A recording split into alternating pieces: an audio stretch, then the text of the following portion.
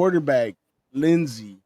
I mean, I know today is a fast paced thing, but I'm not. I can't until I've seen it and it's proven. I can't go put my money on no 19-year-old with $500,000 in the bank having fun in the middle of Minnesota.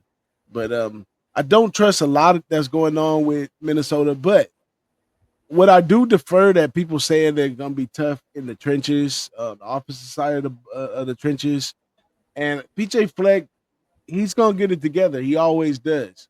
It just never has. You have to have the top number one offensive line, but he gets the line that fits his system. So I expect him to take care of that. I mean, I expect him to compete at a high level. Playoffs for Minnesota, I don't know. A good bowl game, um, good possibility. 7-6 returning. They had a good run last year, but quarterback scares me. Um, some of the additions that they have scare me, and I'm just gonna watch PJ Fleck. For the most part, I try to avoid this guy. Go for it, Moose. I love their running back situation. I mean, yeah, Drake Lindsey as a freshman, yeah, I'm not overly stoked on that. I mean, but they did bring in Max Brosmer last year from the FCS, and it took some time. But here's my big thing with them is I love the running back group. When you are returning Darius Taylor, who was one of the best running backs last year, and you're also adding in AJ Turner from Marshall, and you're also adding in Cam Davis from Washington, who has over 1,000 yards in his career. I mean, look, Taylor is capable of handling the mail on his own, but you now have two other backs. This reminds me of a couple of years ago when you had that running back group that was considered the best in the country, but then you just lost like one by one to season-ending injuries. This team reminds me of that, and if this is a running back group that actually stays healthy and is able to get onto the field, listen to this O-line. Every single lineman on the offensive line, the projected starters, is at least 6'6" and 320 pounds.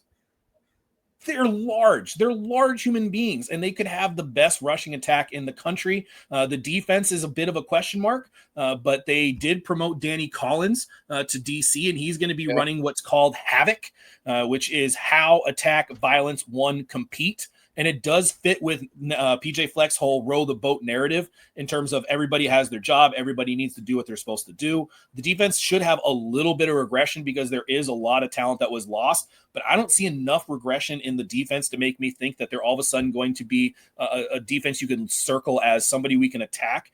They are projected to give up an average of 21 points, and last year they gave up 18. So they're still going to be pretty much a borderline elite defense.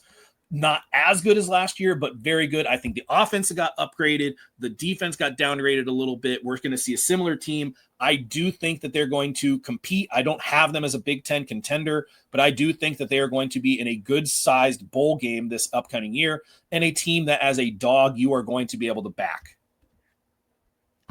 Yeah, I'm right there with you, Moose. I mean, I like Minnesota probably a lot more than both of you guys here going into this season. I'm trying to pull up their schedule as we talk here.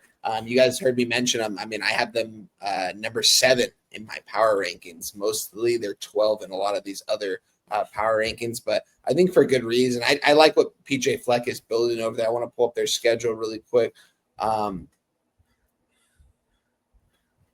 I like their schedule. I like Darius Taylor. I thought he was one of the top running backs in the Big Ten last year. And then, like you said, you bring in AJ Turner, you bring in guys like Cam Davis.